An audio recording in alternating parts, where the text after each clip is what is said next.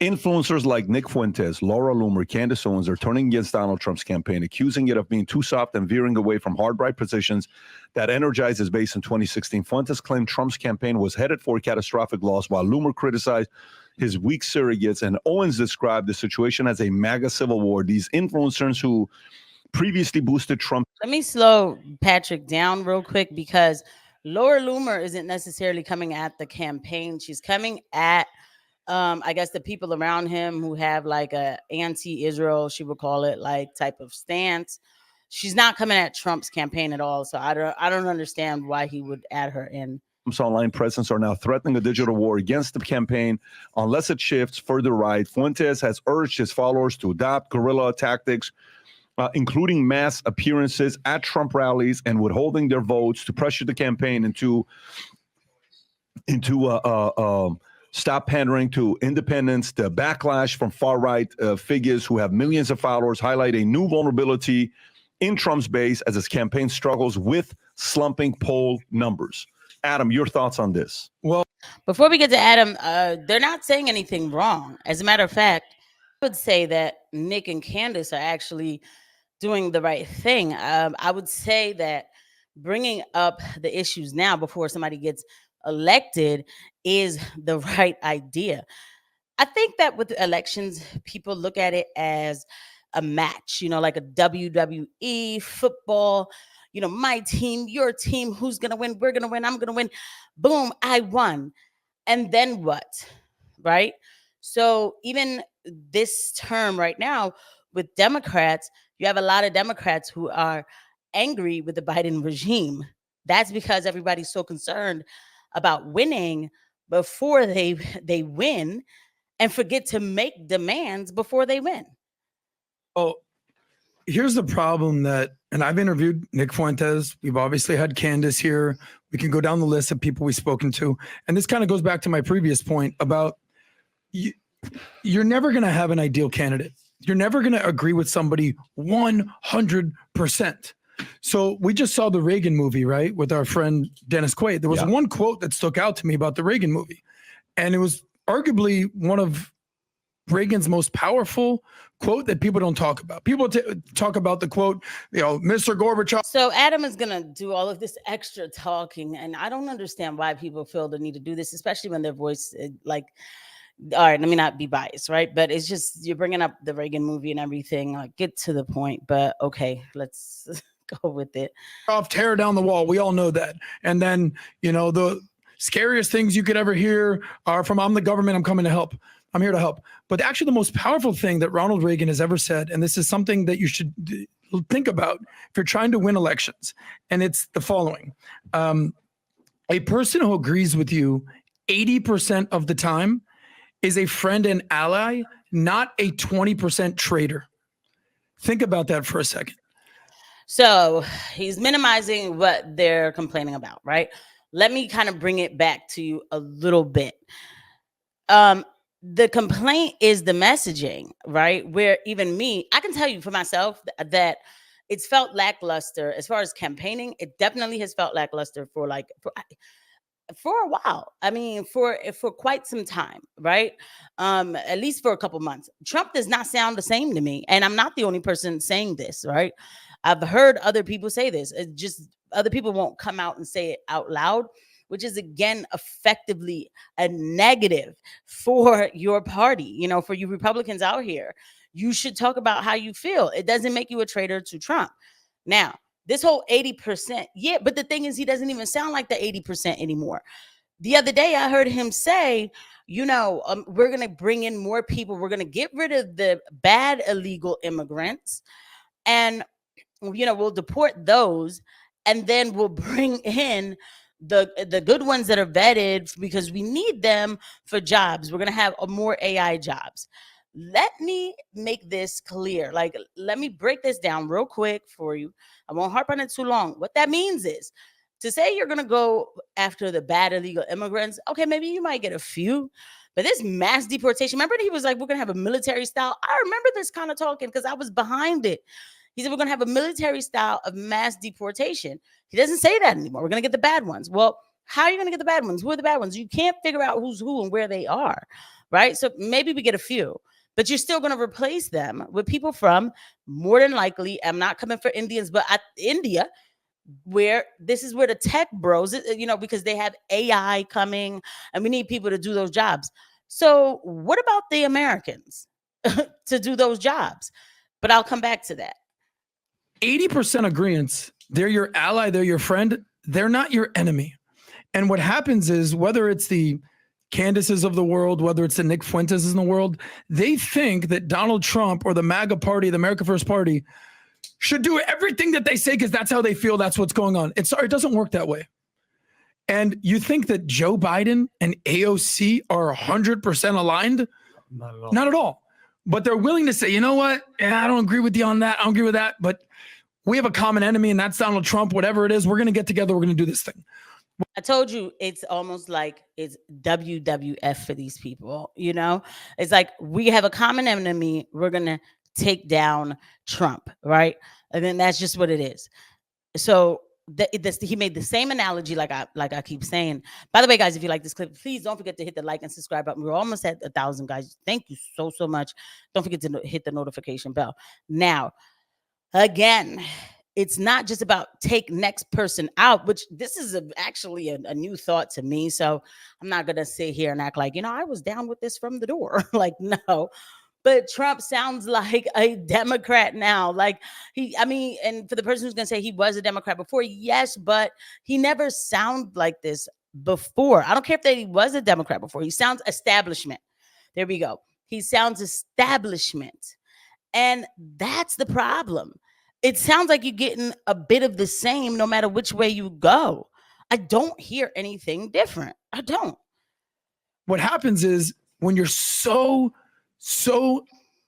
tethered to your principles and there's zero exception of what you'll make in between, there's no room for daylight. So you have Nick Fuentes, who has been one of Trump's biggest allies. Candace Owens, Trump's biggest allies. Who was the other person that you said? Laura Loomer, who I've met with, we spoke with. You could dismiss that because she's still with Trump. So I don't understand. Hosted a debate with her against Dave Smith. I've never seen a more, in a positive way, delusional Donald Trump advocate. But by the way, she is very pro-Israel. And she's critical that Trump isn't doing enough. And then Nick Fuentes and Candace, if you haven't seen her, not exactly pro-Israel these days. No. So you have these people who are completely in MAGA world. So you see what I mean? Why is that even part of the equation for the American election? What are we talking? Again, I know, right? I know the obvious, right? Why are we equating this? 70, 80, 90% agreements with MAGA, America First. Yet now they're basically saying, no, we're out, we're off the ship. So what's your other choice? It's a binary option. So you're not going to vote for Trump. You're going to have all your groypers or all your people that are a part of your camp not vote for Trump. Tell me how that serves you getting Kamala elected. It makes no sense to me. So all you're going to do is fight an in-war, civil war within yourselves, and then just allow Kamala Harris to win the White House because you're not 100% aligned with Trump. I think it is a horrible, short-sighted strategy. So because I was going to ask you, when you were talking about earlier, Adam, about the Democrats and what they're doing, and Tom, we talked about their tactics. Pat, I want to ask you a question, and you, Tom. So the Republicans have what? Fox News and X, correct? Spaces, whatever. The Democrats have all mainstream legacy media: CNN, MSNBC, ABC, NBC, local news, Facebook, Instagram, TikTok, you name it. If you were Trump's campaign manager, because this is how the rules are set up. You're not going to change that, because the messaging, Adam, the reason that she's up is because she's everywhere. Every channel you see is Kamala. Fox, you see Trump, and Elon talk to him. What would you do as a campaign manager right now, PBD, to turn this whole thing around for Trump? Because obviously the numbers aren't lying. Influencers are turning. You know what I mean? He's only really out there in two spots, and Truth Social. What would be a tactic to get him out there more to kind of like quell that surge? So let's go through a couple things here. One, pull up Reuters report here, party affiliation among Muslims. Okay. So let's look at this here. Muslims on how they vote. Mm-hmm. Ready? 17% Republican, 21% no leaning, 62% Muslims are still going to vote for Democrats. Jeez. Okay. Yeah. So you look at this, and why are they going to vote for Democrats? Because Free Palestine, and you saw the 100,000 people in the streets, whatever the amount of people were. I don't want to say the number. I read 100,000, but it was a lot of people in the streets of Chicago, protesting outside. By the way, in Milwaukee, nobody boarded up businesses. In Chicago, go look at how many businesses were boarding up their business just to say, we are doing it just in case riots, protesting take place. Okay. So guess what? When you look at that data with Muslims, what do you notice? You notice what? You notice a big percentage of them are not going to vote for Trump. Okay, tell me what Muslims coming out here right now trying to campaign for Trump. Who? I haven't seen. Who's going out there saying we're voting for Trump? Trust me, I've seen them. We have them in our company. Guys who are Muslims who will be voting for Trump. They're part of the 17%. But is that 62% moving dramatically? So what do you want Trump to do? Do you want Trump to sit there? And so as a campaign manager, the first thing we would do is who are we not going to win at all? Like, forget about women. No matter what we no, he has to. That's a who are we not going to win? No matter what we do, you can never please them. You think Trump can really please the Muslims? You think Trump can really please Muslims? Yeah, right now, no. Let me ask you a question. What does he have to do to please Muslims? Right now? Yeah. Give me the Muslim vote. Change his Jewish and Israeli positions. Completely denounce Israel and everything that Israel is doing. So let's go. That is the only way. I think that's the only way. Okay, perfect. So if he does that, what happens? I mean, obviously there goes the Jewish vote. Well, hang on. It's like a teeter-totter. You lose the Jewish vote, but you gain the Muslim vote. Okay. What is the... some of it. Some of them may not believe Now, let me ask you a question. Pull up, Rob. How much money Muslims give to the...